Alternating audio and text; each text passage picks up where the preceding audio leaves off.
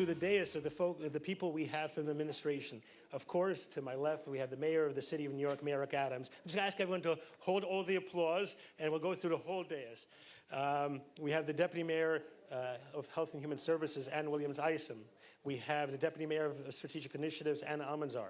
We have the first deputy mayor's chief of staff, Yumi Kitsai. We have the deputy mayor of Operations Chief Public Realm, Ya-Ting Liu. We have the NYPD deputy commissioner, Mark Stewart. We have the Department of Education First Deputy Chancellor Dana Weisberg, Mayor's Office of Immigrant Affairs Commissioner Manuel Castro, Human Rights Commissioner Annabelle Palma, Department of Social Services Commissioner Molly Park, Health and Hospitals Corporation President and CEO Dr. Mitchell Katz, Department of Health General Counsel Lisa Landau, Mayor's Office of Community Mental Health Executive Director Eva Wang, ACS First Deputy Commissioner Wynette Sonder, DYCD Deputy Commissioner Denise Williams, and Gender-Based Violence Acting Deputy Commissioner Tessa Arroz-Cueta, Mayor's Office of Criminal Justice First Deputy Commissioner Dirt Carolina Chavez, Department of Finance Director of Outreach Kira Mahoney, Department of City Planning Executive Director Edith Sue Chen. We have Mayor's Office of People with Disabilities Commissioner Christina Curry. To my right, we have our esteemed Assembly Member Jennifer Rajkumar and our esteemed Council Member Joanne Areola. We have Small Business Service Commissioner Kevin Kim. We have DOT Commissioner Idanis Rodriguez. We have Chief of the Department Jeffrey Madry, and DP Commissioner Rit Agarwala, DOB Commissioner Jimmy Otto, Parks Commissioner Sue Donahue, DFTA Commissioner Lorraine Cortez Vasquez, Department of Consumer Worker Protection Commissioner Vilda Vera-Miuga, Department of Probation Commissioner Juanita Holmes, Chief of Staff and Deputy Commissioner of Sanitation Ryan Marola, the Mayor's Office of Asylum Seeker Operations, the Director Molly Schaefer. We have HPD First Deputy Commissioner Amit Ghani, Mayor's Office of Climate and Environmental Justice, Executive Director Elijah Hutchinson, EDC Senior Vice President Leonard Greco, NYCHA Vice President of Operations Cesar Gonzalez, New York City Emergency Management Assistant Commissioner Ira Tannenbaum, Fire Department Chief George Healy, and of course, from the police department, besides being joined at every table by community affairs and commanding officers of Queens Patrol Borough South, we have the commanding officer, Chief Williams. We have, from the leadership, besides Chief Madry, we have Chief of Patrol, John Schell, Deputy Commissioner of Operations, Kaz Daughtry, Deputy Commissioner of Public Information, Tariq Shepard. And we have the commanding officer of the 102nd Precinct, the home precinct for Woodhaven, Deputy Inspector Jeremy Kivlin. And we have NYPD Chief of Community Affairs, Richard Taylor, as well as Sanitation Borough Chief Ignazia Zaro, and Queens 9 Garage Superintendent Tommy Inzerlo, and Borough Commissioner Ira Gluckman from DOB. At this time, the run of show, we'll have Jennifer Rajkumar, our Assembly Member, Joanne Areola, our Council Member, and then the Mayor speak. Good evening, Woodhaven. They call me the Democrat from Woodhaven. I am your state Assemblywoman, Jennifer Rajkumar, and I am so proud to be the first representative in an entire generation that lives in Woodhaven and that is from Woodhaven. But I have to tell you, when I first ran for this office, people told me, Jennifer, you're a nice girl, but you have no shot. But we won by the largest margin of any challenger in this entire state.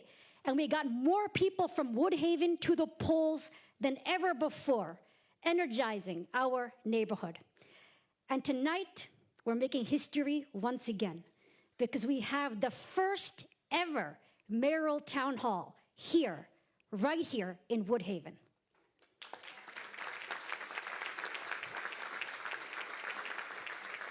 So this is definitely history, so Woodhaven Historical Society, take note. So anything is possible from here in Woodhaven. When my parents first settled into this country, my mom having been born in a mud hut in India, my parents coming here with $300 in a suitcase, settling in South Queens, they raised me with the belief that anything is possible. And that is why you see me at PS 60, the Woodhaven School, PS 97, Rosa Parks School, speaking at every 5th grade graduation, because I want all of the kids of Woodhaven to know that anything is possible from here in Woodhaven if they put their mind to it. And that is my 100% commitment. To live here in Woodhaven is to know the beauty of Woodhaven. And since the whole world is watching tonight, I want people to know Woodhaven is one of the top 5 neighborhoods in this entire city. Everyone in this room knows the beauty of a winter day on Jamaica Avenue. Everyone here knows the experience of being at Near's Tavern, the oldest bar in New York City. We know what it's like to buy Valentine's gift at Schmidt's Candy, the historic store. These are our experiences being in Woodhaven. I am blessed to live on Park Lane South, overlooking the beautiful Forest Park.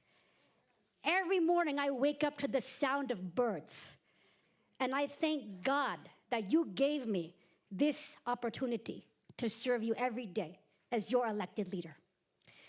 Now, as residents of Woodhaven, we face common challenges together. When I knocked on all of your doors, the number one concern that came up, and the number one concern that came up tonight, was public safety. We want to feel safe, and that is why I was proud to host the largest ever public safety town hall in Woodhaven history, right here in the Woodhaven Manor. I want to thank all the top NYPD brass who came and made sure that we could talk directly to them. In the name of public safety, I am working to shut down all the illegal smoke shops proliferating across our neighborhood. And that is why I was proud to introduce and author the Smoke Out Act, which will allow New York City to shutter all these illegal smoke shops very quickly. We had an illegal smoke shop pop up right near the Elizabeth Blackwell School. These shops are hotbeds of crime, and we will not allow them to continue. And I'm very hopeful that in Albany, we're going to see the smoke out passed very, very soon. Next, e-bikes. I'm working on the problem of e-bike safety because last year we had a record number of deaths due to e-bikes, injuries, and lithium-ion battery fires that cause deaths. That is why I've introduced 2 bills in Albany that will regulate e-bikes by requiring them to have license plates, insurance, and inspection, so we can finally take care of these public safety issues. I want to thank Mayor Eric Adams because we share a similar vision for New York City. One where everybody is safe. One where everybody can reach their full potential. A vision where Woodhaven matters and where every corner of this city matters. And we share a common method, which is working 24/7 for the people of this city. So Mayor Adams, thank you for bringing all of your top deputies here to my hometown of Woodhaven. Thank you for bringing your A-team here to the people. And most of all, thank you, people of Woodhaven, for everything you do for my heart every single day. Thank you.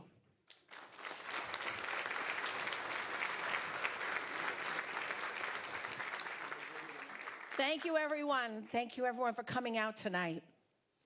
It really is wonderful to see such a large crowd. And it's really great that you now get to see each and every person that we deal with when we come to your meetings and you come to us to address your issues. Now, as a Republican, when I won this seat, I only represented a portion of Woodhaven.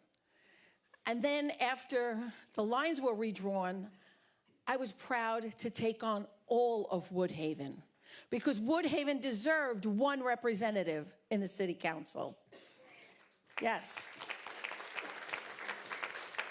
And as a Republican running for this seat, there weren't very many people who believed in me. But this lovely lady in red right here, she believed in me. The people in this room believed in me and voted for me. And I won with 68% of the vote.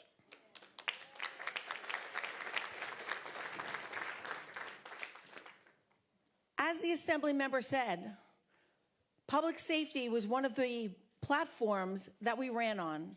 Was public safety, quality of life, and education. they remain the top 3 today.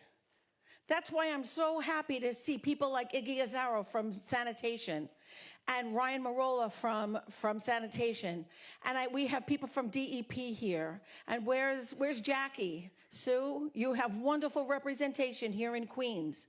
These are the people we work with every day, each and every one of the borough commissioners, each and every one of their directors. They're so responsive. You should be very proud. I had a conversation with Rit earlier. With Jimmy, we are people who know how to work across the aisle. We're people who understand that it's not about your party, it's about the issues that are affecting the community. That's what matters. But leadership comes from the top. And that's why I thank Mayor Adams. Because no matter what, he sits with us from the Common Sense Caucus. We're 9 in the Common Sense Caucus. And yet, with all that's going on in the city, you make time. You make time to listen to us, to see what's necessary, what we're hearing. We're the ears on the ground. Also, I love working with Fred Kreisman from Community Affairs Unit. Now, I don't want to date myself, but I had the great pleasure of working with Fred when I was at Community Assistance Unit, which what it used to be called.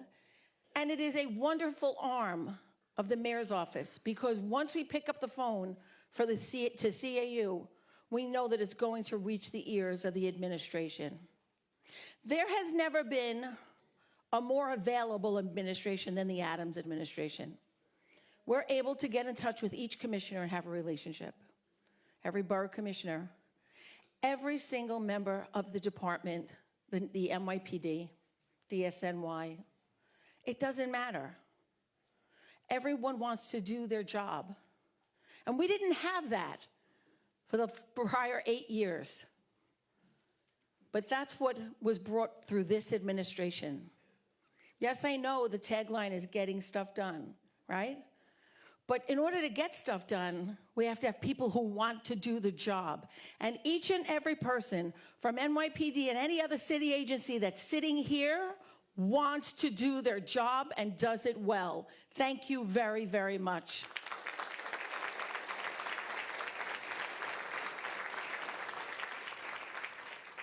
We've had a lot go on, and I want to give my condolences to the NYPD, because they've been through a lot over the last number of days.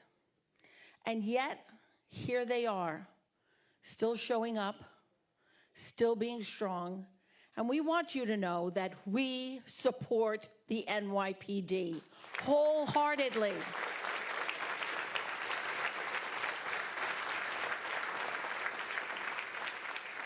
And we know that we have your support. So again, I want to say thank you. I want to say thank you to my incredible staff, Phyllis Cirillo, my chief of staff, for partnering to put all this together. It doesn't happen with just one person. And we're only as good as the people that work for us. And anyone at this table will tell you that. So to the COs from my commands in the 104, the 102, the 106, and the 100th, I say thank you to everything that you're doing to make sure that we stay safe. God bless everyone, and I'm looking forward to a wonderful interaction. Again, thank you, Mayor Adams.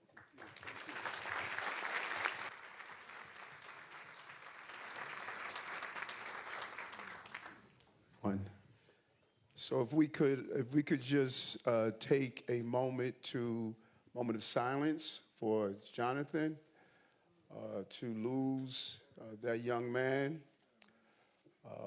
It's really horrific.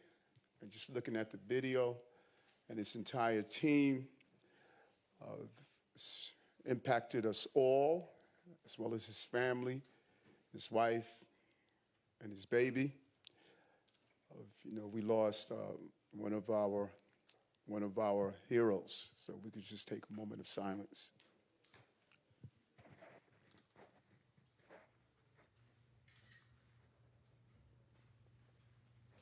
Thank you very much. Just want to give 2 fun facts before we open it up.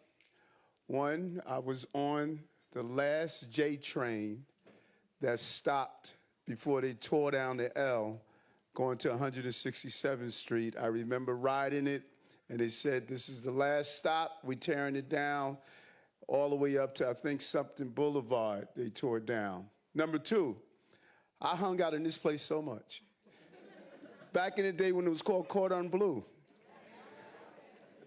This was my spot. You know, we had so many dinner dances, so many events. You know, I can tell you the recipe of that chicken like it was yesterday. You know, spent a lot of time here. And this has been a mainstay for so many years, so many meetings, so many gatherings, so many weddings. But what's interesting, and I think Councilwoman Areola and Assemblywoman Rajkumar stated, not too many mayors can say that. Not too many mayors can talk about the days of riding the J train, of being in Woodhaven. Not too many mayors can talk about going to PS 140, IS8, Bayside High School. Not too many mayors can talk about what we went through, those of us who lived in these bedrock communities. And we came with a hope and energy and aspiration that the next generation would do just a little better. That's what I bring to City Hall. Think about it for a moment. January 1st, 2022. What were we doing? COVID took and engulfed this entire city. Tourism, no one wanted to come to our city. No jobs were coming. Crime was trending, 40% increase in crime. No one wanted to be on our subway system. Our children were not being educated at the qualitative level that we expected. We abandoned NYCHA for the most part. Our police officers were having water poured on their heads as they walked down the block. That was the city we were in. Motorcycles up and down the block, scooters everywhere. 2 years and 3 months later, let's look at the numbers.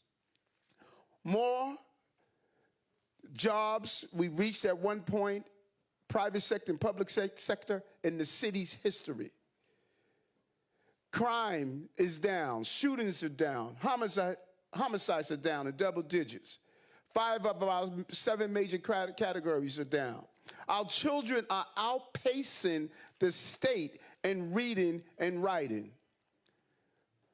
Dyslexia screening in our schools so we can prevent criminal behavior and not wait for it to happen. 30 to 40% of those who are at Rikers Island are dyslexic.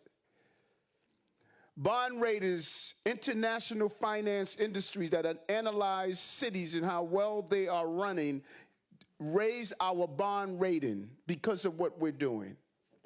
62 million tourists back in the city. Over 4.1 million people ride our subway system every day. You are seeing a recovery beyond anyone's belief. They said it was going to take us 4 to 5 years. We did it in 2 years and 3 months. Not only cycling us out of COVID, but how about 180,000 migrants and asylum seekers that was dropped in our city, 1.5 the size of Albany, in our city, without any help from the federal government. They wanted to reimburse us $13 a night for hotel rooms. You can't get a knob on a hotel door for $13 a night. And we did it. Not one child or family sleeps on the street in this city. Go Google other cities, folks. See what's happening in other cities and what is happening here, even with all the challenges that we are facing. This city has recovered and will continue to recover. There's more to do, but we're doing it. We have 3 major problems that I have to keep saying over and over again. We have a recidivist problem. The 2 individuals who were in that car were arrested repeatedly. One of them was just arrested in April from a gun charge, and he was back in the street. We're seeing this over and over and over again. Number two, we have a mental health problem, an extreme mental health. Those who cannot take care of themselves, and we have been pushing over and over again to get them the care they deserve, particularly involuntary removal that would allow us to get them the help and the wraparound services they deserve. We're asking Albany to assist us to make sure that we can get it done. Number three, we have random acts of violence that is playing on your psyche. And people are given the impression that the city of New York is out of control. We are not. We're resilient. We are families. And you can be beat down over and over again with a lie and you will believe it. And people say, Eric, well, that's how people feel. Don't keep saying that the city's not out of control because people are going to say you're not in touch. I'm not going to deny the reality just because people wanted me to be popular on what the right thing to say. This city is functioning better than any city in America. This is the safest big city in America based on all analysis of cities. The numbers are clear. And we have the finest police department on the globe. Finest police department on the globe. All of my colleagues across the globe reach out and ask me, how are you guys doing it? When you leave here tonight, I want you to go and Google other big cities and see what's happening here. We made a commitment. All encampments will be off the streets of the city of New York. We carried it out. We made a commitment to go after the mopeds and the motorcycles that were illegally moving around the city. We've taken thousands off the streets. We made a commitment to go after the paper plates that were being used in robberies. We made a commitment to close the illegal smoke shops. And that's why we're asking Albany, give us the power to do the job. If I had the power to do the job, I would close down every smoke shop illegal in the city within 30 days. I need the power. Let us run our city. We know how. And we've proven that. That J train, I know it well because I was a transit cop. And I rode it from 8 at night to 4 a.m. in the morning. It was called APs at the time. We had two hours mandatory overtime. So we went from 8 at night to 6 a.m. in the morning during the 80s, 84, 85. I was joined by now Deputy Commissioner Mark Stewart, who retired as a detective, Assistant Commissioner Lamona Lamb. All of these blue-collar people are part of this administration, folks. And this is a blue-collar community, and you got a blue-collar mayor that's ready to answer your blue-collar question. And we get that all the time. So we want to turn it, they got it. We don't need everybody. Hold on, officer. They got it. Listen, tell me something. Can y'all read my hat? That's right. Stay focused, no distractions, and grind. Stay focused, no distractions, and grind. All that is to pull us off focus. We have to stay focused. My goal is to move this city forward. So all of that yelling and screaming, I tell people all the time, when you've been yelled and screamed as a child and being bullied as a child so much because you're dyslexic, when people yell at me now, I say, that's all you got? So you better come better than that. So let's open up the floor to some questions and get some feedback from this great community in Woodhaven. Table number one.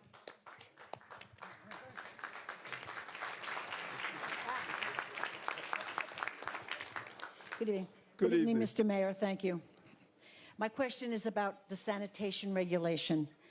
I've lived in Woodhaven since 1968, and I have never seen a rat. Why are single-family homeowners being put through so many hoops to put out their trash after 8 p.m. and only in covered bins, not plastic bags? Working families on our block can't retrieve their trash pails because they're out, advertising that no one is home, an invitation to burglars.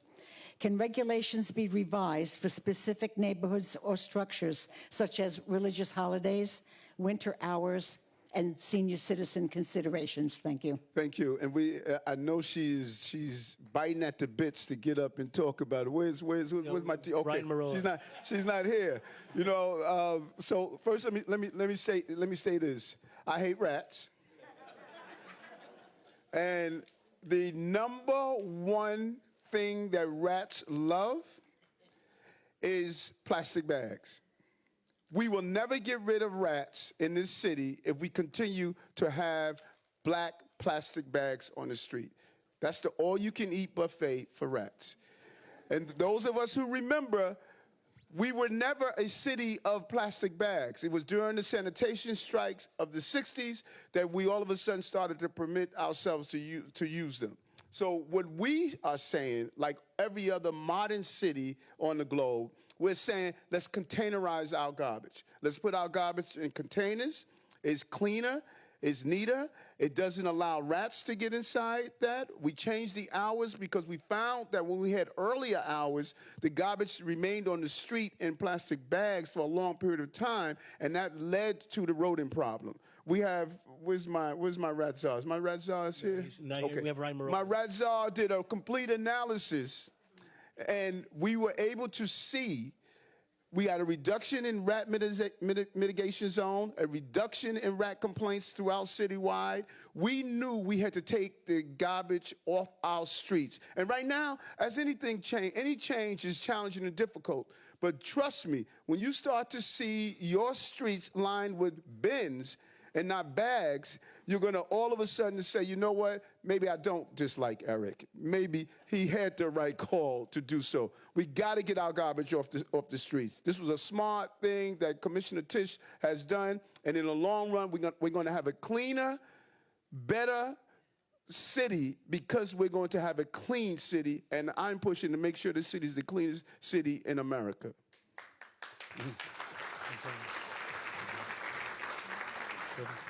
Question number 2, table number 2, right over here. How are you? Very, very good. How you doing? Good to see you. Grab the mic. Oh, okay. My name's Ed, and I'm a lifelong resident of Woodhaven, and I love it here. I love this community. It's got beautiful homes, beautiful history. We've got great representation and great residents. I look around this room, and I know a lot of people here, and I really like everybody here. So, not everybody, but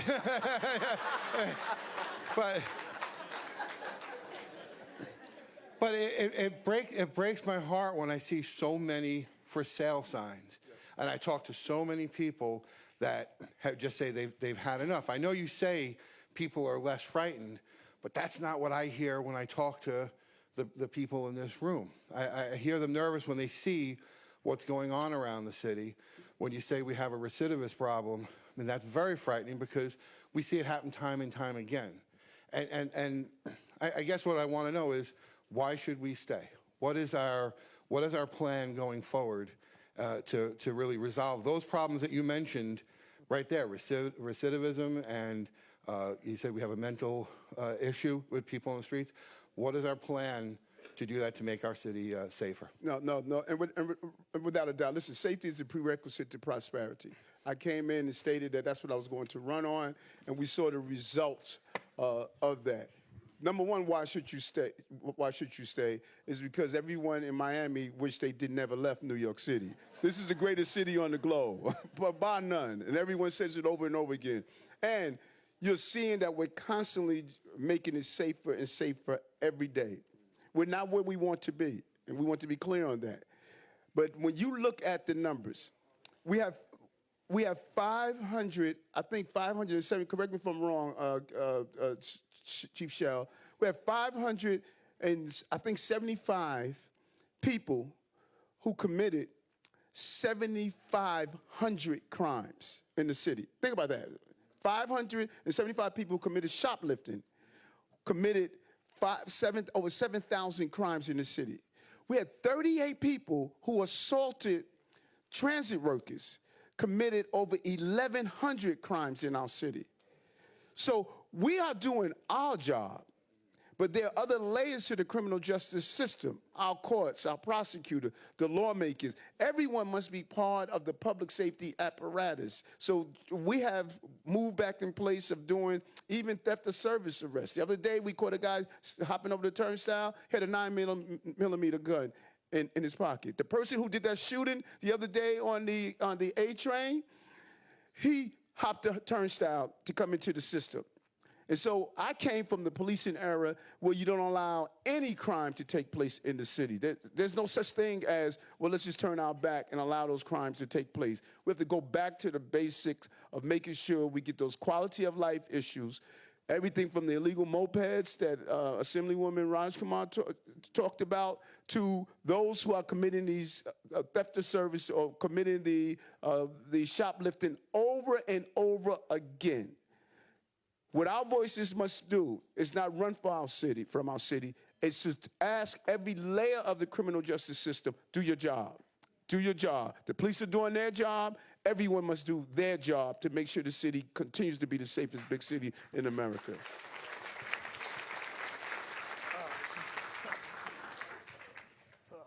Good evening, Mayor. How are you? Woodhaven. One thing is known is we always call this the haven in the city. You kind of elaborated a little bit on this already, but how can we go about giving the power back to our officers and reduce crime and change bail reform? Yeah, when people talk about the recidivist issue, because that's an important question you raised, there was other parts of the criminal justice reform that's very impactful. One of the huge problems is the problem around discovery. The amount of information district attorneys must turn over to defense attorney, the insignificance part of it. It is inundating DAs with their ability to prosecute these cases. And they got this additional responsibility without the resources and funding that they deserve. And so, and this is something I really want communities like this to understand. We have a long-term public safety crisis on the horizon. We're losing correction officers who are aging out. They had those large classes many years ago. Now we're losing a substantial number of them, and we find almost 80% of our correction officers retire after 20 years. So we don't have no one taking a new test. We have a shortage of school safety agents. We have a shortage of police officers coming into the department. We have a shortage of probation officers coming in. We have a shortage of district attorneys because they're inundated with so much paperwork. All the DAs are saying we can't recruit anymore. The foundation of public safety are all of these entities, and if you don't have people taking the job because they believe they're no longer being respected by having the job, you're going to have a real void in our public safety apparatus. And we have to really recognize what long term. Deputy Mayor Banks sat down with me the other day and did an analysis, and he says, Eric, we're having a real pipeline problem of law enforcement that can erode the public safety apparatus in the city. That's why we're doing these hiring halls to hire more people to come in. But what we must do is send a serious message that the laws we pass cannot get in the way of preventing the public safety that we want in this city. And that's what this city wants. You talk to the average person, I come to a meeting like this, and I think this is our 25th, 26th hiring halls, something like 17 senior adult halls. I have not went to one meeting throughout my entire political life where people said to me, we don't want more cops. But the loudest in the city, they give the impression that they want to disband, defund, and do everything to take away the powers of our police officers. That is not what we're saying in this city. The numerical minority have hijacked the narrative of this city, and they're doing things that I believe is eroding the public safety in our city. We have to now raise our voices and say this is what we want in our city and how we want our city to run, and we want to be safe. And so when you look at some of these laws that are passed, when you look at some of the actions that are being taken, it is clearly in conflict with everyday New Yorkers want in the city. But when you have such a small number of people coming out to vote, then the numerical minority are able to push through their agenda. We have to have if we want to change this initiative, we have to have a massive voter registration campaign and deployment of people to come out and speak with their ballot and not allow people to speak on their behalf. This stuff that's been passed and pushed through is nowhere in alignment with what you want in this communities and communities like this. That's how we stop many of these things from happening in real time.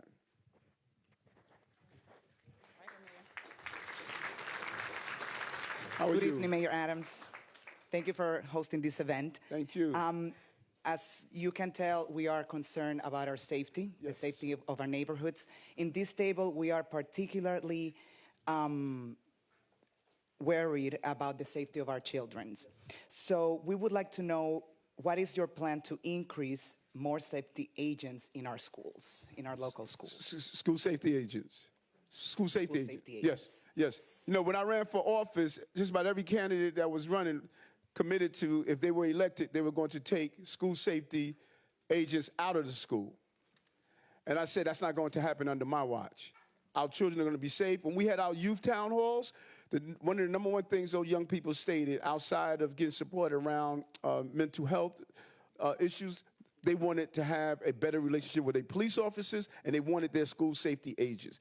But adults who don't attend schools, they're talking about taking the school safety agents out of schools. That's not what the children want. We have a shortage of school safety agents. The chancellor, many people don't know, was a school safety agent. And we need to recruit more to come into the system. We want to put more in the schools. Some of our schools only have, particularly the elementary, only have one school safety agent. We need more agents. And we would love for a room like this to tell folks in the community to be part of our hiring halls, to get people to be hired to come in. We want more school safety agents. I know did we put a school in, Dan? A class in? I think we've had 2 classes in the last few months start. So we're getting momentum. The numbers are up compared to when the mayor came into office, but still not recovered to where they were at their height. So we got ways to go. So we need more. We need more. So you know we should look to have a hiring hall in this area to encourage people to come into these careers. I settled 94% of our union contracts because we wanted to pay our union employees, our 300,000 plus employees, a better salary to make it more attractive. But I'm with you. I'm happy every time I see a school safety agent. And they're more than security. Those school safety agents know every child. They nurture them. They care about them. They know when they have problems at home. They come and talk to them. If there's an issue, we get so much information from someone that goes to a school safety agent about an issue that happens around the school. So I'm with you. We need more. Table number 5.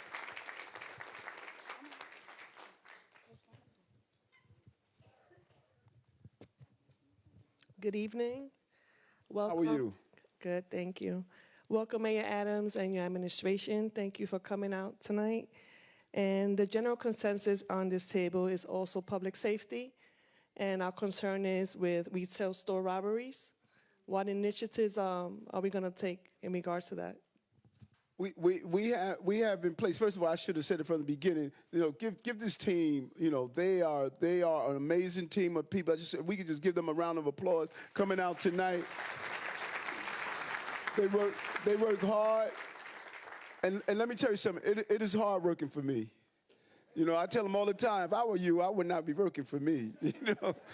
You know. So the young lady. Where you going, sister? You asked a question. You bouncing?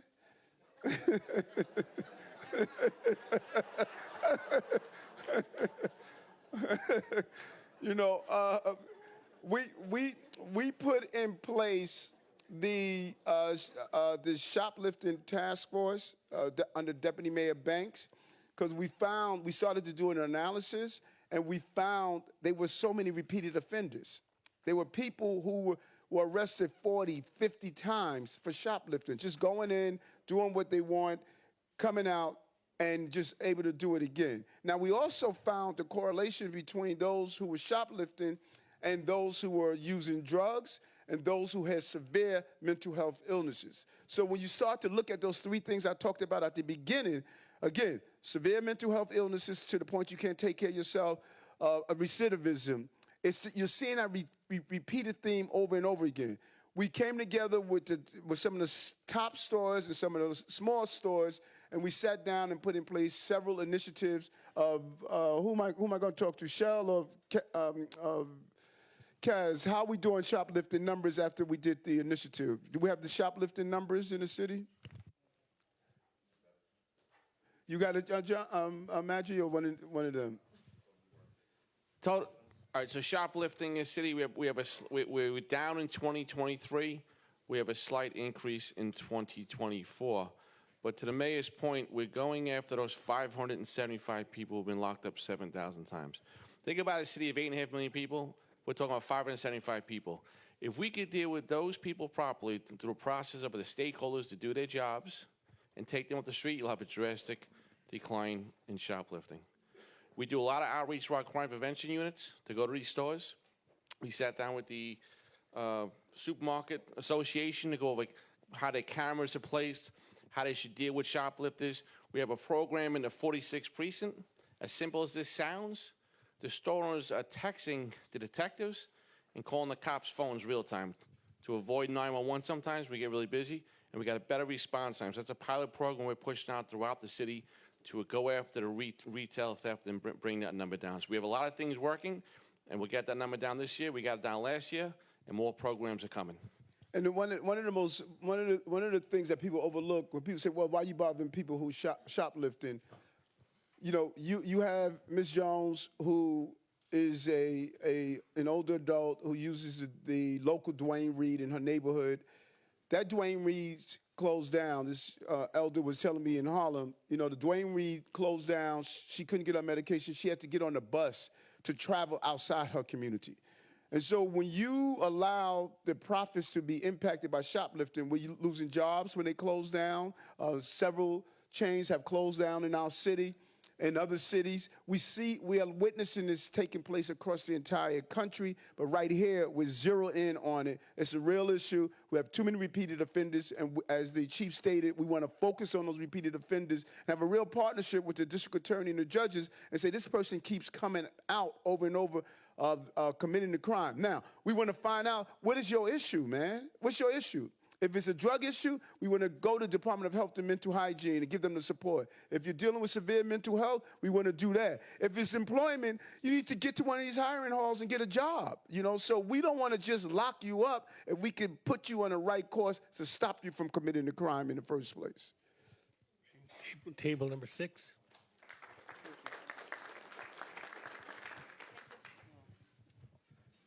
Good evening. How are you? Good to see you. It's good to see you. Thanks for coming. Making Thank us you. feel important here in our neighborhood.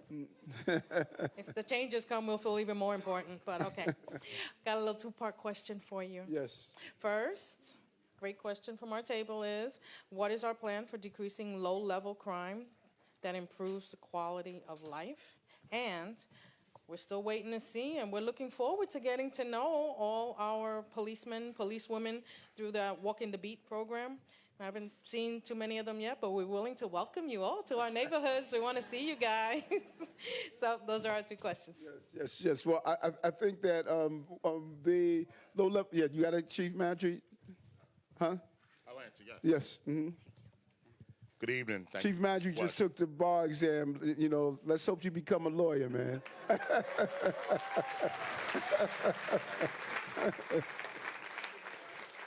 So we can have a lawyer we finally like. So let me make sure I get both parts of your question again. And first and foremost, I wanted to say thank you to everybody in this room. First and foremost, for the support of this department. As you all know, we lost a bright young officer 2 days ago, and it was right here in this patrol borough in Queens South under the direction and the leadership of Chief Kevin Williams. Very, very hurtful. This department's going through a lot of pain right now, but we're still mission conscious, and we knew we had to be here to address the good people of Woodhaven and this community. But just thank you for all your support. So in terms of low-level crime, that's something we've, for years, have been addressing. Quality of life concerns, shoplifting, low-level, any kind of low-level. It starts with our field deployment. All right, Chief Mike LaPetri, our Chief of Crime Control Strategies, you will always hear him say it. our number one crime fighting tool is field deployment. Putting out our young officers, putting out our neighborhood coordination officers, doing administrative all-outs to put cops along the business corridors and any places we're having problems. That is our number one crime fighting tool. And we instruct our officers, you address everything. I'm not saying you have to lock everybody up, but you should address the situation, let people know that, hey, we're aware, we're taking names, this better not happen again. If there's, enough reason to say, all right, this is something we can use discretion with. If not, they go in for an arrest. They get a summons, they get a desk appearance ticket. If they have to go through the system, we'll do that. But that is our number one crime fighting strategy, field deployment. Our commanders come down every week. We talk about what's going on in the neighborhood, whether it's a heavy crime, a pattern, or quality of life, 311 offenses. We hold them accountable. We expect them to address it. And coming to meetings like this, hearing specific things, like I'm answering a general question, but we like to hear specific things, like, hey, we have a problem on this corner. We have this, we have that. That's what your monthly community council meetings are for. You go to the commander and you speak about low-level things you see in the neighborhood. No one knows the neighborhood better than you. You tell a commander what's going on, community affairs, the neighborhood coordination officer, and we'll address it. And if the problem's that bad, don't wait for the community council meeting. You reach out to the command right away and say, hey, listen, we got a problem here. We can't wait 2 weeks for the community council meeting. We need this addressed right now, and the command should do that. So as the neighborhood coordination officers, the beat officers, this is still part of our philosophy. It is our philosophy, going into communities and getting to know people. Now, I'll admit, we kind of lost our way a little bit. But I assure you that we're putting a lot of energy to bring the program back to what it was meant to be. Going into the communities, talking to the people, addressing the people. I see Chief of Patrol John Shells already, because I've been jumping on him about this the last 2 or 3 weeks, like John, Neighborhood Coordination Officers Program. Because I've been to a couple of meetings and people jumped on me, and I'm like, John, we in the police department, I'm not pushing it off on him, but he is the chief of patrol, and he's in charge of the 77 precincts that we have. So, and if anybody knows John Shell, he likes the camera, he likes to talk, so I'm gonna let him have a little talk time. But the Neighborhood Coordination Officers Program, the Neighborhood Coordination Philosophy, is the department's philosophy. Our job is to get to know people, to work closely with the people. If you're not seeing them, if you don't have a relationship with your NCO, then we have to fix that and change that. So we'll make sure we do that. I'll let the chief patrol, he can't help us. I call him One Take Drake. I don't know what happened right there, but I feel like I'm in trouble. All right, I'm just gonna give you two quick quality of life stats, 30 seconds. And the two biggest complaints we get, I think we can agree throughout the city with quality of life, is those ghost cars, those mopeds, and smoke shops, right? Those are two complaints. No matter where you live in the city, we keep hearing over time. Just two quick stats. In the last 2 years, our commitment and our mandate from our mayor and our police commissioner, our chief of department, is take care of these bikes and these ghost cars. Very dangerous business. It's hard work. But in the last 2+ years, we're approaching a combination of mopeds, those ATVs, those ghost cars, those plate covers driving all over Woodhaven Boulevard like it's a circus out there. We're approaching 56,000 removed from the city, from the streets. And what's so good about this is under the mayor here, his demand that the agencies work together to get this done. So that's not just us. That's DOT, that's the sheriff, that's other agencies in the city getting that 56,000 number right now, and we're going to press really hard for the summer. Number two, smoke shops. In 2022, we had about 1,200 change. Now we're about 2,500. In 2022, we didn't have any nuisance abatements, civil court litigation to close these stores. Right now, we have about 665 pending to shut these stores down. So just a marked improvement in what we're doing. And again, the Sheriff Moran has got the lead on that, and we assist the sheriff. But collectively, we're working together. And I believe the sheriff has issued about $52 million worth of civil court fines. So the effort is there, and we're not going to stop. You know what? Mayor, let me just add into that real quick. and I want to pass it to my partner, Mark, but there's a lot of programs what Commissioner Stewart's going to talk about that involve our youth that the police department does. I joined the Explorer program and met this crazy cop. Crazy. But he stood at my behind to make sure I did well and stay out of trouble. And you want to know where that cop is at right now? Right there.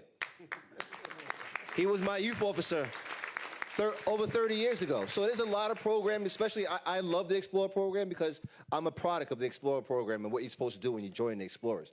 For Explorers to cadets to police officer. But under Mark Stewart, Commissioner Stewart, he has a ton of programs that I think that the community doesn't know that they deal with kids. And Mark, I don't know if I spoke to you earlier, a couple days ago, we're going to implement the drone program so that kids learn how to fly drones for free, and we're going to pay for their FAA 107 license that they can get them through the FAA. So there's a lot of things that this department is doing for our youngsters, and you have to log on and follow us on our Twitter, log on to the community affairs page, reach out to the NCOs because they have all of this stuff in their smartphones. Thank you. And as he stated, Commissioner Stewart, who's the Commissioner of Community Affairs, he can speak for himself, but he has transformed community affairs from the aviation, training, teaching our children how to be pilots. There's just so much he's doing because we want to be proactive. Because you said something that resonated, and I hope we all heard what you said. Our cops need to walk that beat again. They need to park. They need to say hello. They need to interact. That whole interaction, we want to get back to that. And our NCO officers, if you don't know your NCO officer, that's a big problem.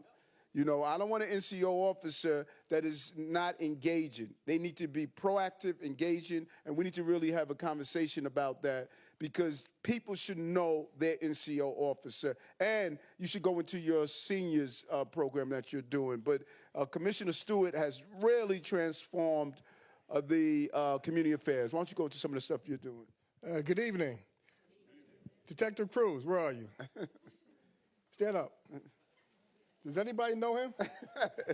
Does anybody know Detective Cruz? Well, we got to speak later then. He's a community affairs officer in the 102. You should know him. Before this night is over, please get his cell phone number. No, I'm serious. Because when I call over there, I want to make sure that he knows you. And we're talking about reaching out and be cops, right? When you sit here, if there's a problem in your community, you could walk into the precinct. You don't have to wait for a city council meeting. If there's a problem, we have to know about it so we can address it. Our community affairs officers, you can walk right in there and just speak to them. We have, with Commissioner Velasquez, we started an older aging for older aging adults. In every precinct, in the housing precinct, there's a community affairs officer assigned to assist you. And that's resources, that's going to your apartment or going to your homes. If there's a problem, you don't have to go to the precinct. I had a call today in the 10th precinct. Where are you? I just went to a woman's home. She was assaulted. We send the cops out there to make sure that you're safe, our older aging adults. And Commissioner Vasquez and I, we got this program done in 6 months. So these town halls are good because you know what happens? It's information that you gather and we gather. And for our kids, I really have a two-part. It's a combination. It's how do we get the kids and how do we retain the kids? Sports is good. Under Commissioner Holmes, she started up a good program. It's called Blue Chips. In every precinct, they have baseball, basketball, football, and we just started a golf, too, for our kids. That's good, but not every kid plays sports. So now what do we have? I started up an aviation program. I don't want to say I want to say we, because it's the police department. We started an aviation program. It's for 6 weeks, 2 days a week.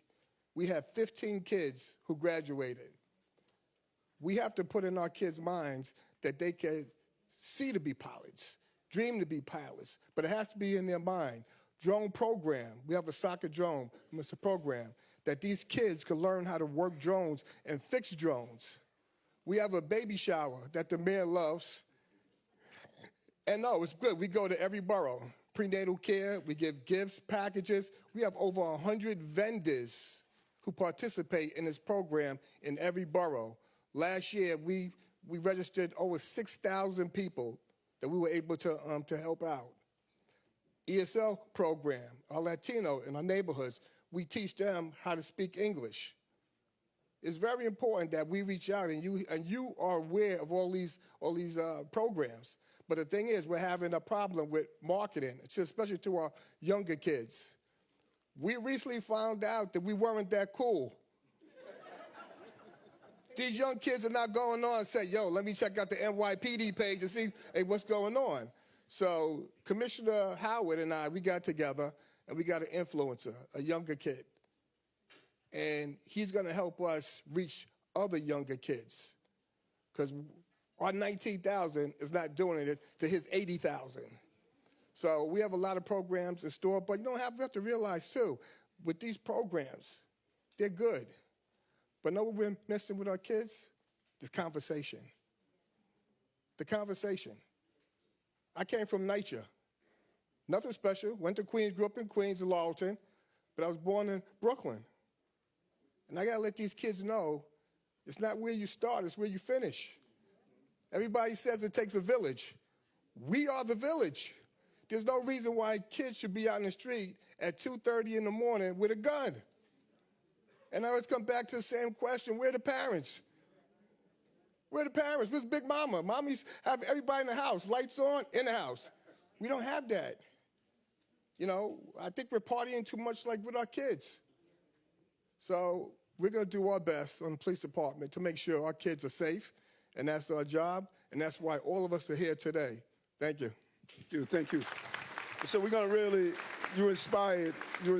So Chief, you're really inspired that we got to get back to that Santa Low, walking that beat, not just driving through, but just spending some time and really understanding the communities. You're dead on. You're 100% right. And so you're gonna see a visible change. So let's really lean into that, chiefs, to make sure we do that. How are you, sir? I'm doing well. Good evening, Mayor Adams. Good evening to everyone that's here and made this event possible. We appreciate you.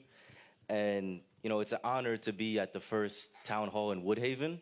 It's definitely an honor. I'm a leader in my local church right here. It's just 2 blocks away, Hope Evangelistic Center. So I'm, happy and proud to be here, and be in the midst of you all. But on behalf of Table 7, we had a question revolving our local park. It's the Forest Park Tennis Court, and it's been closed for about 10 plus years.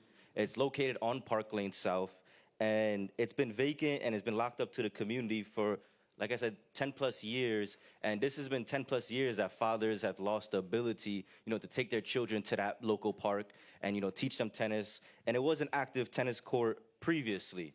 So, the community at Table 7 passionately believes that this park can be repaired and beautified once again. So our question is, when can we expect it to be open and available to the community it once served? Great. Thank you. What's the name of your church again?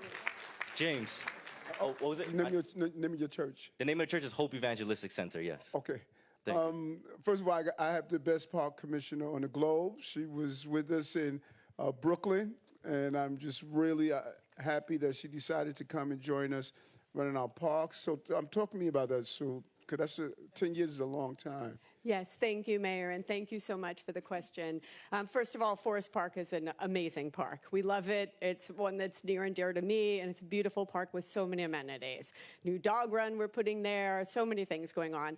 I must admit, I'm not exactly sure in terms of you're speaking specifically about a tennis court within Forest Park. Is that correct? A tennis court. Okay. Part of the tennis court is, yeah. Is that correct? Okay. So my borough commissioner, Jackie Langsam, is here. We will absolutely follow up with you right after this meeting and figure out what the situation is with the tennis court. I know we put a lot of resources and a lot of care into Forest Park. It's a really important community amenity. We realize that. It's one that we absolutely love. We'll find out specifically about the tennis court and be back to you for sure. If I can interject? Yes, you can. So it happens to be our #1 ask for the budget this year. Okay. So What is it? What's the Tennis capital court. dollar? What's the dollar amount that's needed? Kier Grace Donnelly, our budget director, what's the dollar amount? $9 million. Million? And so $9 what is- million. What is the floors? What? Yes, it's the what do they call it? Court. The court? It's the court. Yes. Okay. Okay. So let's look at that. To see, because 10 years is too long, and so let us zero in on that. All right. Well, we're gonna circle back. We're gonna circle back to, through the councilwomen to look at that, because that's a long time, 10 years. All right. Next table number 9. How are you, sir? Good evening, Mayor. Thank you for being here in Woodhaven. So our question is this. Since City Hall is stating that the migrant influx is bankrupting the city, how come more and more refugees are being asked to come to New York City? Asked to come to New York City? Or coming to New York City, actually. Coming to New York City. Okay. Not asked, but coming to New York City. Right. Okay. Okay. So what are the most Oh, sorry. My apologies. Okay. Specifically, the 25,000 Haitian refugees. One of the first of all, I want to start on because this is a very important topic.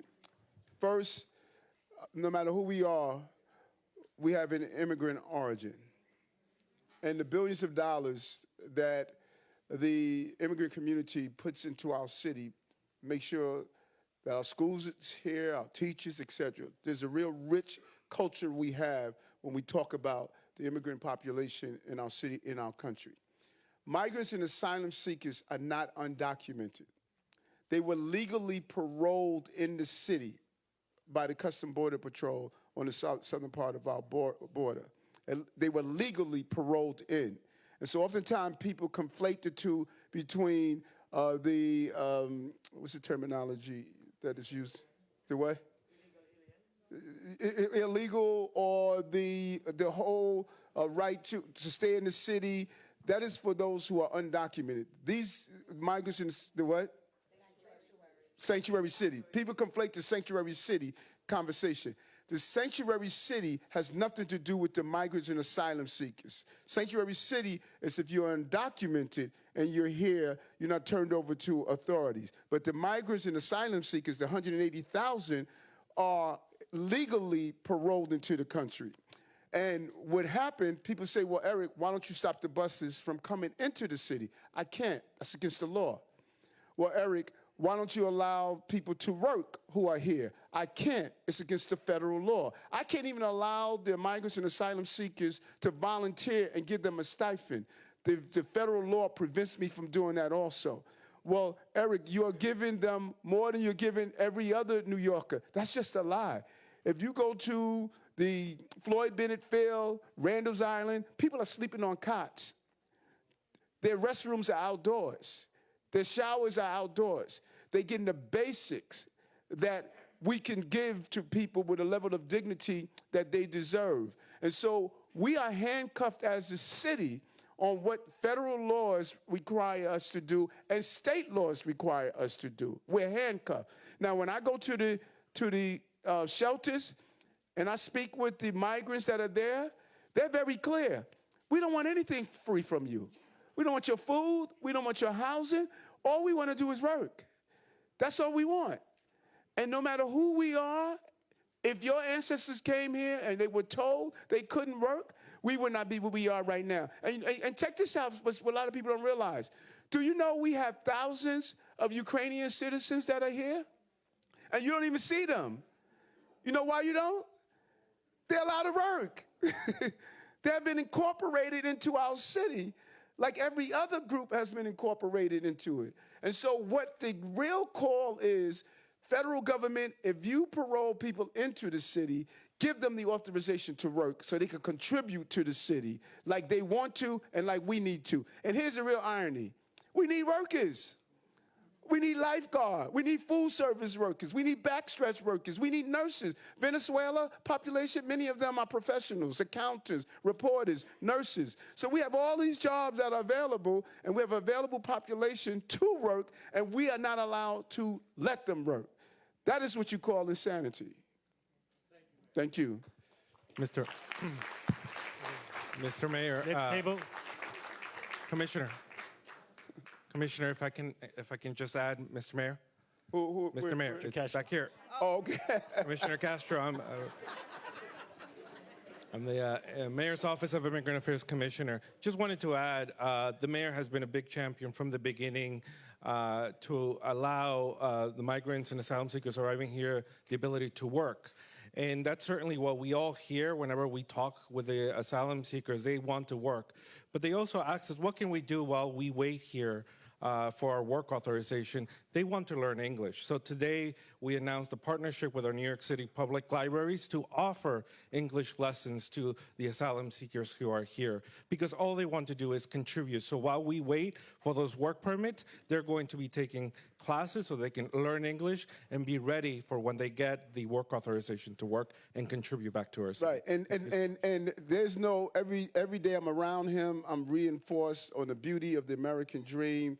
Here you have a young man came to the city with his mother as a dreamer, walked up through the system, and now he's my Commissioner of Mayor Office of Immigrant Affairs. He's able now to ensure that everyone can pursue the American dream. He and I traveled together to Ecuador, Mexico, Colombia to see the pathway. People are going through the Darien Gap with the understanding they may not make it out. When we went down to the border and saw what happened at the border, 2 years ago, we traveled to El Paso together and saw what was going on at the border. And we said, listen, Washington, we got to fix this. Because this is a problem that's keep hemorrhaging. These cities, these countries are destabilized. Ecuador is dealing with a real drug problem that people are fleeing every day. And the destabilization of these countries, we've never witnessed this in our hemisphere. Venezuela, we can have another 6-7 million people leaving Venezuela because of the destabilization that is taking place there, making their way up to New York. We just got a call early today. How many did we get in, DM? Yeah, we just got a plane, came in. The Texas governor sent a plane in today with buses. At one time, we were getting 4,000 migrants and asylum seekers a week, 8,000 every 2 weeks, 16,000 a month. That Deputy Mayor Williams Isom had to manage with Molly and her team because the law said that you must make sure when they come in by a certain period of time, you have to put them in housing. This is what we were up against in 22, folks. This is what we were up against. And then you look at other cities, people are sleeping in airports, hospitals, police precincts, sleeping on the street. You look at these other cities. These folks here managed this crisis, and history is going to be kind to us when they reflect on what we did in the city and what New Yorkers did in the city during this period of time. And it was hard. It was hard. But we did it every night, 1, 2, 3 a.m. in the morning. Buses were showing up, and we were required to do what we had to do. Trust me, it was hard. And we took a lot of crap. But when people look on this period of time, they're going to realize this city stood up and this administration stood up. Mayor Adams, if I may add. Yes. So 54 lawmakers, over 54 of us across this city, are so concerned about this influx of migrants coming here that we have called upon the federal government to take action. Because, Principal Singh, as you know, immigration is federally controlled. That's just the way it's set up. So I just want to commend you, Mayor Adams, and of course, Deputy Mayor, for all of your logistical work to house all of these new arrivals. But we are really concerned as lawmakers across the city, and we're really calling upon the federal government to act and to take action to help New York City. New York City is so important to the whole state and to the whole country. So thank you for your work. Thank you. You like my hat? Yes, I do. I thought it was going to say, make America great again.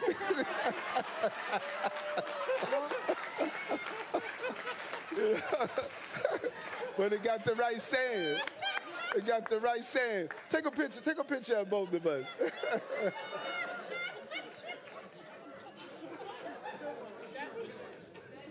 Stay focused, no distraction, and grind. And red. Where are we? Right here, Mr. Mayor. Yes. I would rather change that to make Woodhaven great again. It's already great. So thank you for being here. We really appreciate you making the time to I be should here. say I'm glad I didn't say that. And thanks to all the dignitaries that's here. We really appreciate you shining light on Woodhaven. My name is Loyston Gordon. I own Historic Nearest Tavern. I, too, am an immigrant, came here 10 years old, unable to read or write, but this city embraced me, and I said, what if I could help save one of America's oldest taverns? And here we are 15 years later. But I don't want to change the subject because I know public safety is big. We were burglarized twice. We have a house about a block up that's really menacing, causing some issues. So there is public safety issues within the small business, but I want to grab something that's a little bit more tangible and maybe actionable that we can actually do rather than kind of like circling around with rhetoric. And one thing is that when we get inspected by the health department, and I want to thank Commissioner Kim, who actually coordinated a pre-inspection, which is free for small business owners to make sure that you're ready to be inspected. And it's helpful. It's not a panacea, it's helpful. And so a lot of businesses do get inspected, and if it's not favorable, small things such as maybe we just get a delivery and it's left out, and while you're trying to put everything away and get an inspector, oftentimes that could be cited as a violation when it's like, well, I need time to put it away. And so you'll sometimes get this less than favorable grade, which public perception is like, oh, I'm not going to eat there. There's a problem. When in fact, there is really just this miscommunication or these little things. But at the end of the day, we're required to put it right there for everybody to see. And that decreases business, and as you know, reduces tax dollars that we need to pay all of our services here, right? So my question is, it took over a year to get re-inspected. All that time, the bad grade was there, deterring customers. It's supposed to be done within 4 to 5 months.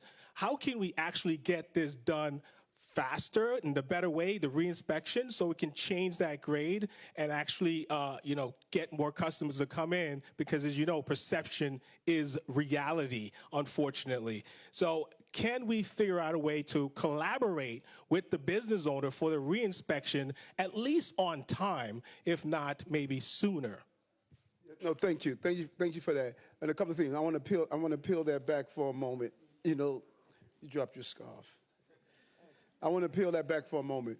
The grading system is one of the best things we did in the city.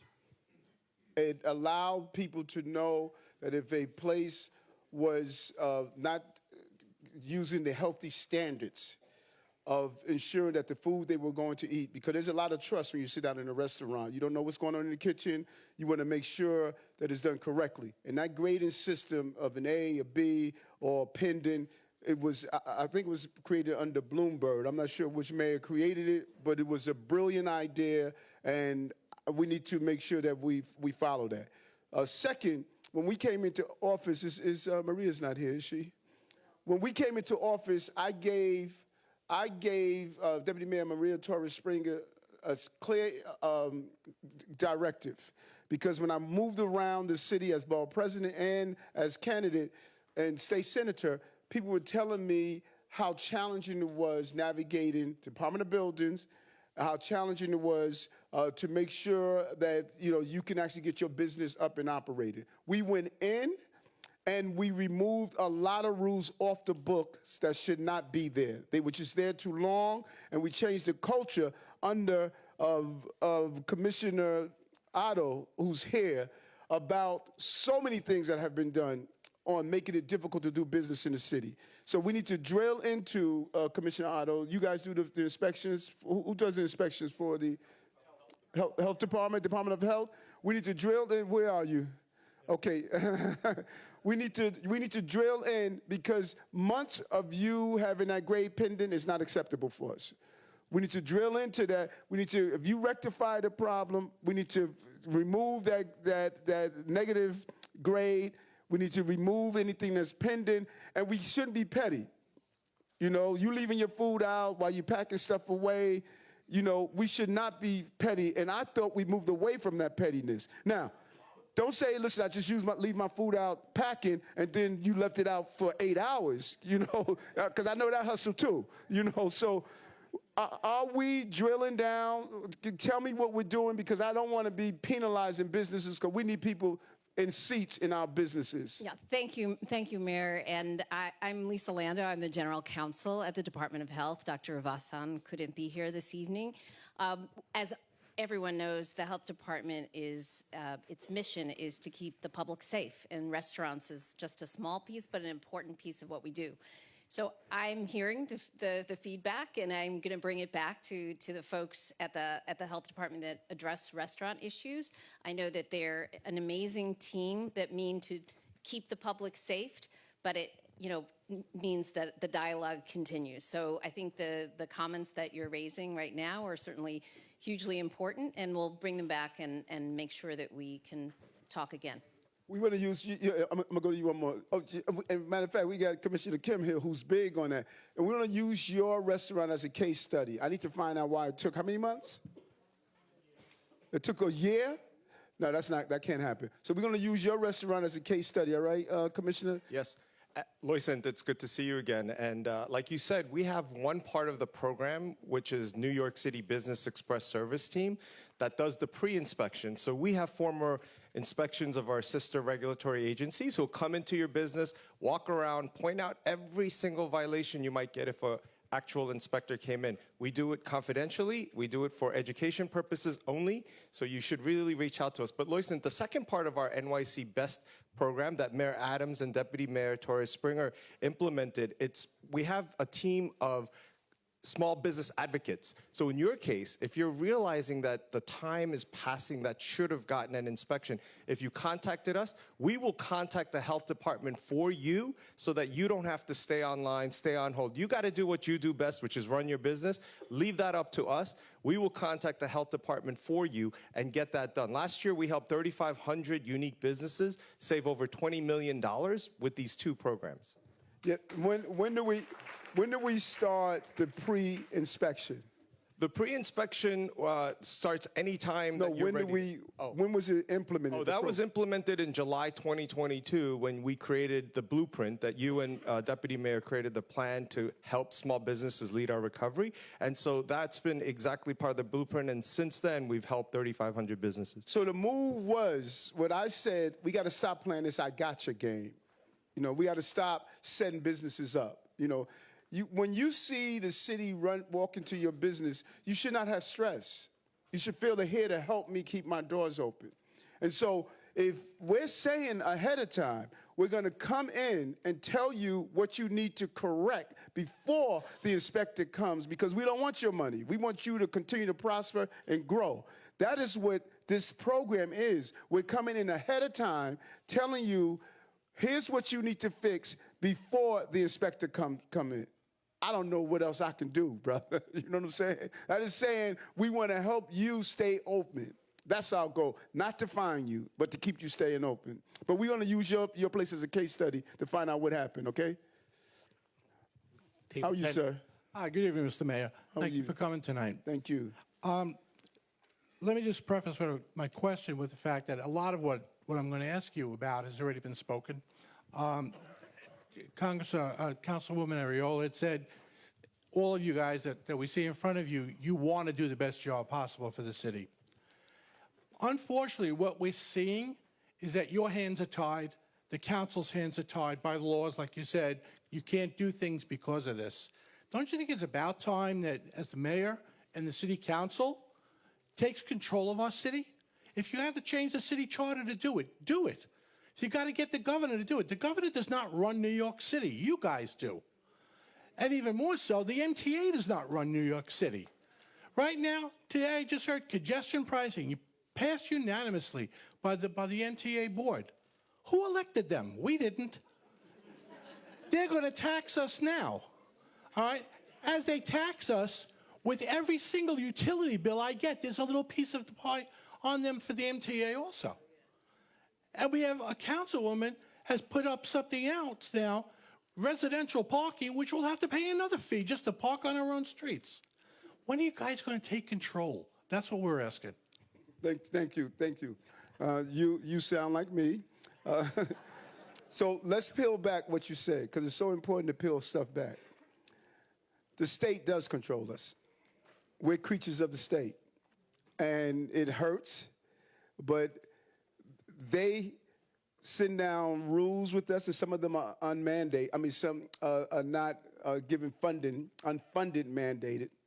But the way our state constitution is set up, we're creatures of the state. I have to go back to the state to get mayoral accountability, although we're outpacing the entire state in reading and math. I got to go back up there. I have to go back to get more authority to build better, to build more housing, to use our vacant office spaces to turn them into housing. It's unbelievable how much the state controls us. Like the state decides what our property, what our income tax is going to be. The only tax we control are the property taxes in the city. All those other taxes, the state determines that. The state determines so many laws that impacts us. It's unbelievable. And so, yes, one way of changing the city aspect of it is a charter commission. And looking at a charter commission to look at parts of the city we want to change. But we're creatures of the state. That's why it's important to have folks like Assemblywoman Raj Kumar. Like the state put in place the legalization of cannabis and said that you guys have no authority on enforcing anything. So we're fighting to get that reversed. So all of this stuff that you're seeing, we're creatures of the state. And they have more control. Although we're the economic engine of the state, we put so much money in the state, it's unbelievable how much we don't have the authority. Like congestion pricing, we got to deal with congestion in our city, but we don't have control over that. The MTA has control of that. And we don't control the MTA. The state controls the MTA. And so we have to take what we have and produce a product. Because you didn't elect me to define the problem. You elected me to solve the problem. And we're solving the problem every day, folks. You know, the numbers don't lie. The progress doesn't lie. And I know that you're inundated every day on social media on the worst thing that happens in a day. You have the tendency to define that as your day. But that's not the reality. The worst action of a day is not our day. We have 4.1 million riders on our subway system every day. 4.1 million riders. Cass the other day was telling me he was in the subway system talking to a woman. She said, y'all must have 300 felonies on the system a day. We have 6 felonies a day on our system. Out of 4.1 million riders, 4.1 million New Yorkers who don't want to go to work because they're angry or got in an argument, they're able to compose themselves and get from one end to the next. We're going to get rid of those 6 felonies, don't get me wrong. But understand, 4.1 million riders. Not 200 felonies a day, not 300 felonies a day, an average of 6 a day. But I'm with you. I felt your pissed off anger. That's the pissed off anger I have. You know that? The tape. As you stated, charter revisions. Do a real analysis of who's representing you and have a real grassroots blue-collar movement. Everyone is protecting the people that harm innocent people. We need a movement of people protecting people who are the innocent people. I'm an innocent person protector. Table number 11. Right here, Mayor. Good evening. How are you? Hi, welcome to Woodhaven. Thank you. My name is Omaira. I am a Woodhaven resident. I am a mother raising a child in Woodhaven, and I also work for the Woodhaven Business Improvement District. Wants to get a picture of us.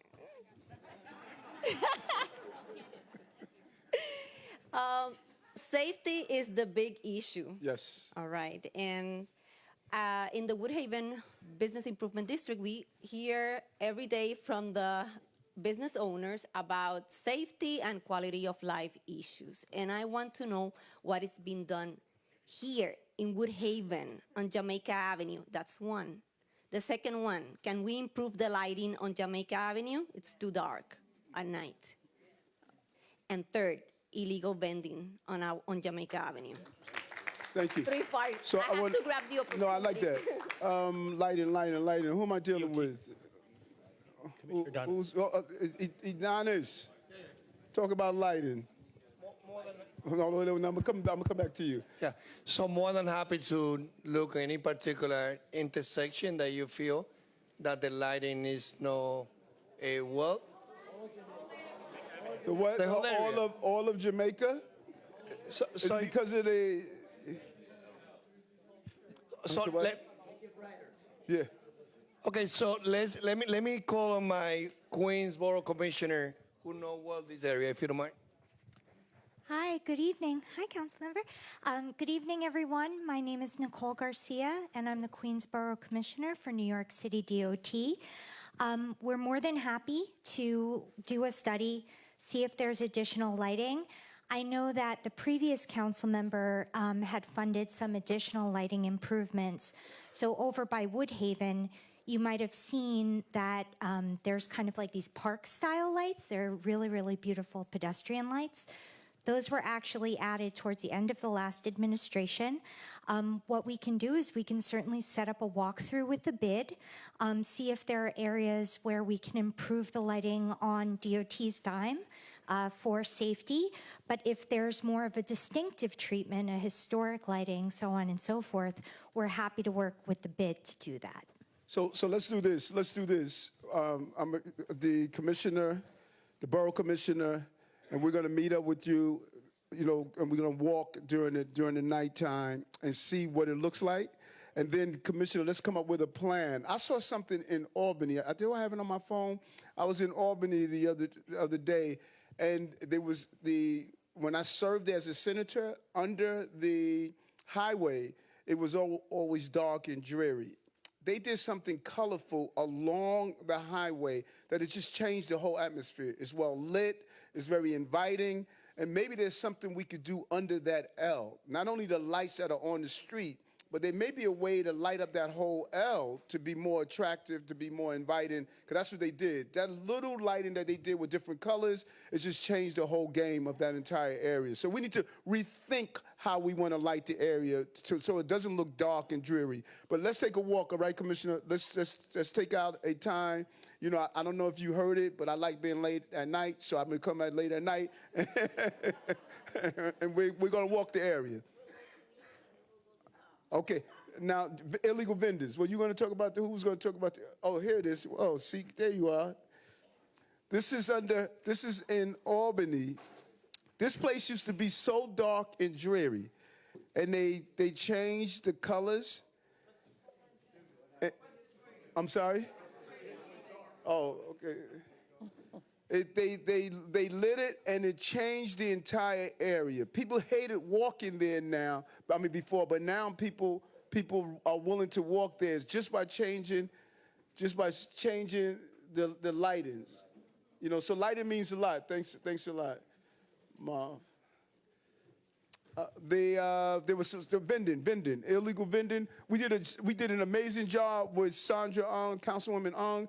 Illegal vendors on Main Street.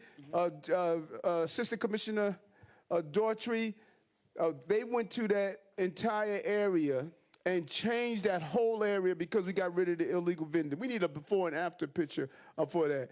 DSNR, you want to talk about it? Mm-hmm.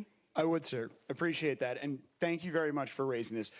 Vending enforcement generally is something that the mayor takes very seriously. Our partners at DCWP and Sanitation worked to transfer the Office of Street Vending Enforcement to us last spring. And we know very well there are a lot of complaints coming out of Jamaica Avenue. We visited Jamaica Avenue more than a few dozen times in the past 8 or 9 months. And I want to give you some numbers that I know that I looked up before this because it tells me something that I want to share. We conducted almost 70 inspections of vendors on Jamaica. Only about 5 were summoned because many were legal and many were in compliance, but it doesn't mean it solves your problem. You have people, I understand that sidewalks have to be used, they have to be passable. There it's not. We'd like to come out there tomorrow with you. We want to see it. We want to see what we could do on our side. And I will tell you, Deputy Commissioner Daughtry is our best partner when it comes to working through joint issues with the NYPD to do similar vendor enforcement and vendor compliance, to make sure that you've got businesses there that are getting what they need on this, and vendors also, when they're following the rules, can do so there. So I'm going to come to you right after this. Well, I'll be on a walkthrough with you tomorrow. Very happy to try and work through this. Yes, yes, because we want to get rid of them. That was 2. Yeah, one more. Who's it? The what? Yeah, how was that? Who's Inspector? Good evening. My name is Jeremy Kivlin. I'm the Deputy Inspector and the Commanding Officer of the 102nd Precinct. So I can talk about safety on Jamaica Avenue, specifically Woodhaven. The beginning of the year, my Commanding Officer, Chief Kevin Williams, tasked all of his commanding officers to come up with a quality of life initiative within their precinct, and then combat that. I can tell you that my initiative focuses around Jamaica Avenue, specifically in the Woodhaven area. Our FTU deployment, so this is our new officers, is in Woodhaven, particularly at hotspots such as 8-5 in Jamaica, where we see the quality of life locations.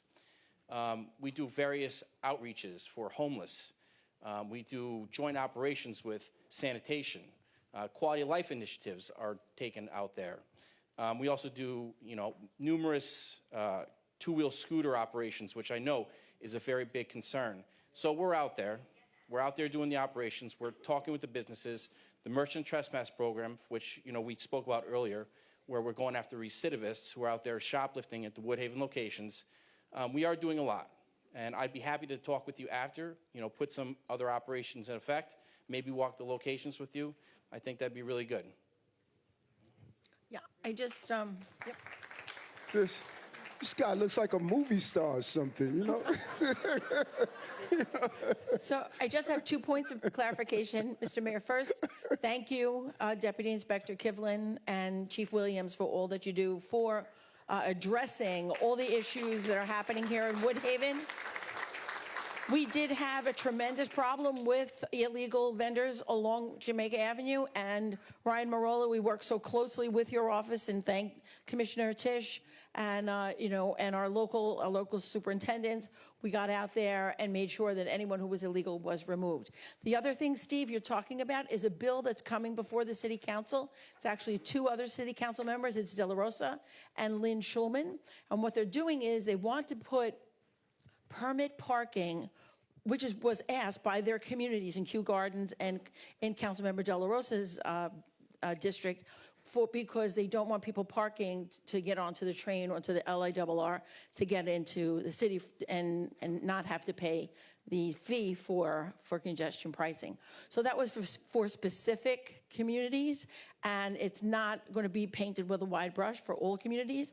It hasn't had a hearing yet, so I think it's a little bit ways off. But if Woodhaven did not want that, it certainly would not be included. Thank you.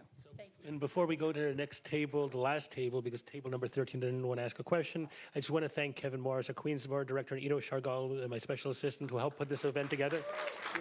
So I just want to really thank them for the work. And where's the owner? The owner of the place? Is the owner here? No, they're on Okay, we want to thank them for allowing us to use the place. Definitely. And table number 12. Right here. Good evening, everyone. How are you? Well, thank you. My name is Raven Askew. I am one of the deputy superintendents for District 27.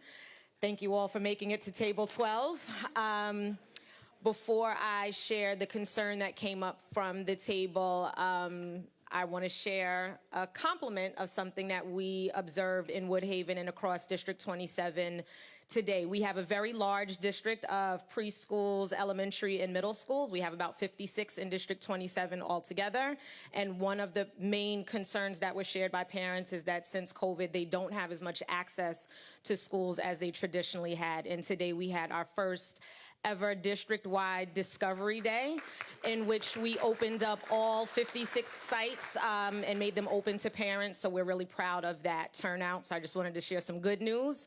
Now, the concern we want to share in that same vein of supporting our schools. We know that school safety numbers are low. We also have a concern for the decreasing number of crossing guards in our communities. It's really impacting us as well. And many of the schools in our community, they have parks adjacent to them. And in the evenings and after school hours, the parks are being occupied by just a lot of people. And when schools go to open the next morning, it is not always left in favorable conditions to our young people who try to take advantage of them. So the question or the ask is, what specifically can be done to ensure that those parks are really closed when they're supposed to be closed, so that the students are walking into a safe space in the morning? And tell me about the Discovery Day again.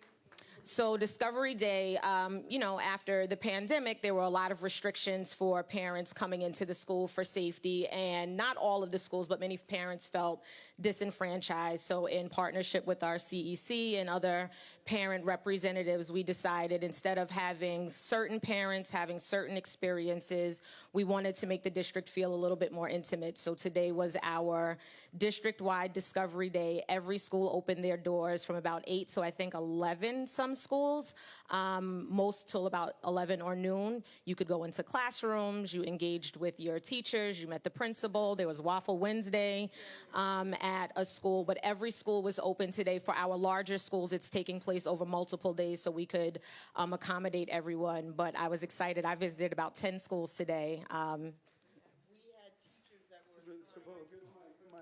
There were teachers that were assigned to the parents to go onto the different floors, so we were concerned about safety. It was very well attended. We're PSMS 43.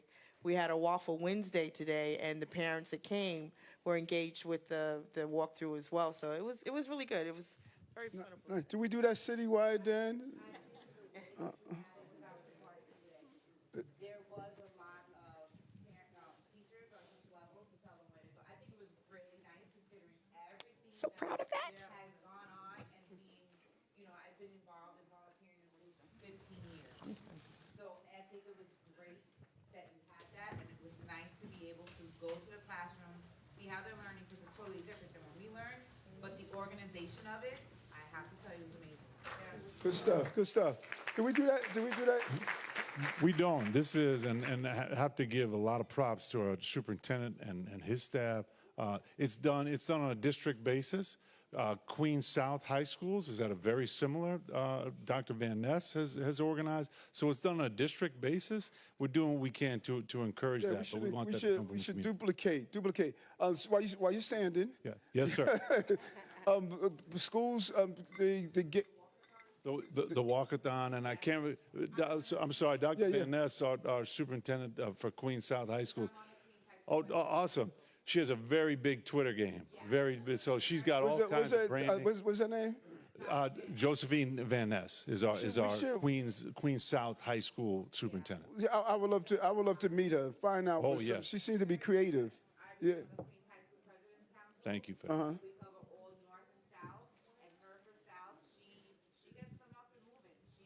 Wait, let's do that. All right. David Norman. Okay. Yes. Okay. Yes. Who? Superintendent Norman. Yes.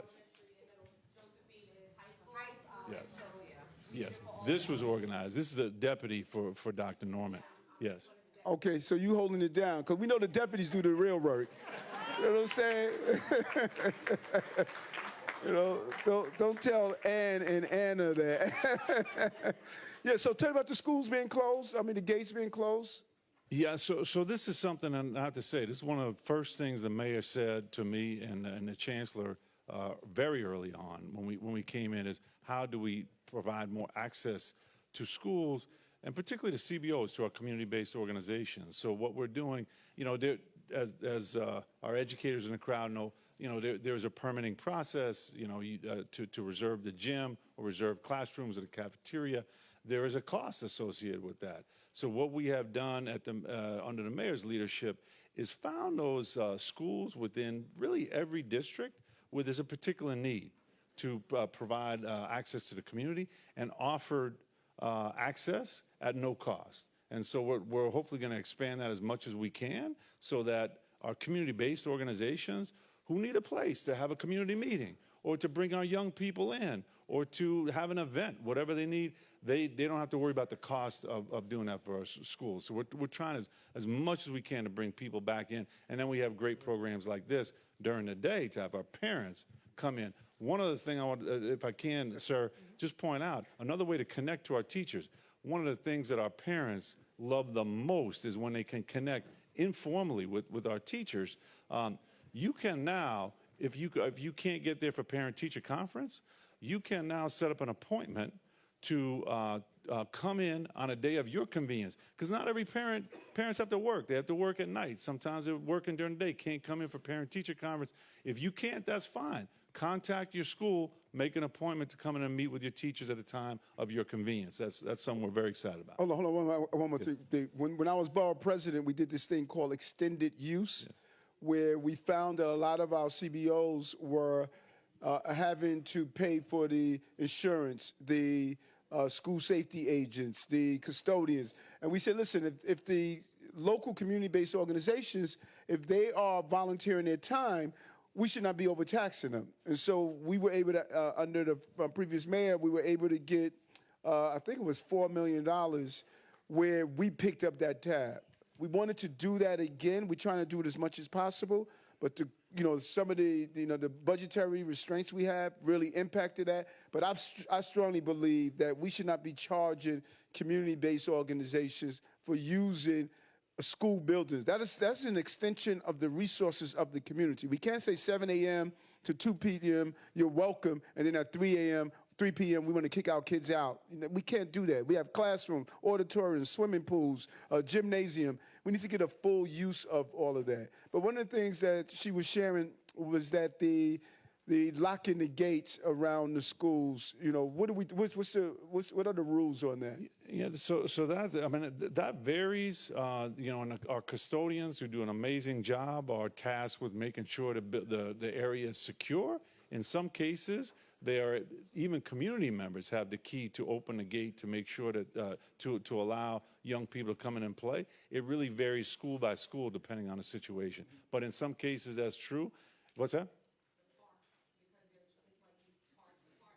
Yeah. Yeah. So Sue, yeah, that was me. Yes. Thank you, Ms. Mayor, and thank you for the question. We are well aware of and very concerned also about use of our parks. They close at night. They should be closed at night. So we have our own individual staff who's out there who close the parks. We also, as you've heard this evening, this is a mayor that cares a great deal about public safety. So because of that, we have a great working relationship with PD, and there are instances where PD will help us with closing parks. We also have our Parks Enforcement Patrol. So we do have a lot of different ways that we address concerns like this. We work with Breaking Ground also when there's homeless conditions, but we will absolutely, if there's specific parks where you're seeing where there's a problem, Jackie Langston, Queensborough Commissioner, is here. We want to have the names of those parks and we can look at how they're closed today and if we can improve on that. So identify for us some of the specific, if there's a specific problem, so we can look at it. So, Mr. Mayor, the owner isn't here. The manager, Sangeeta Patel, is not here, but the manager, Ani Hassan, is here. So we just want to thank her. Yes, we want to thank you. Thank you for allowing us to be a host here. For being a host. Thank you so much. Thank you. Thank you. Listen, thank all of you taking your time out. It means a lot that you come out and spend some time. We're not one and done. We'll be back. And my commissioner, we're going to do some aging town halls in this area also. Travel safe. Get home safe.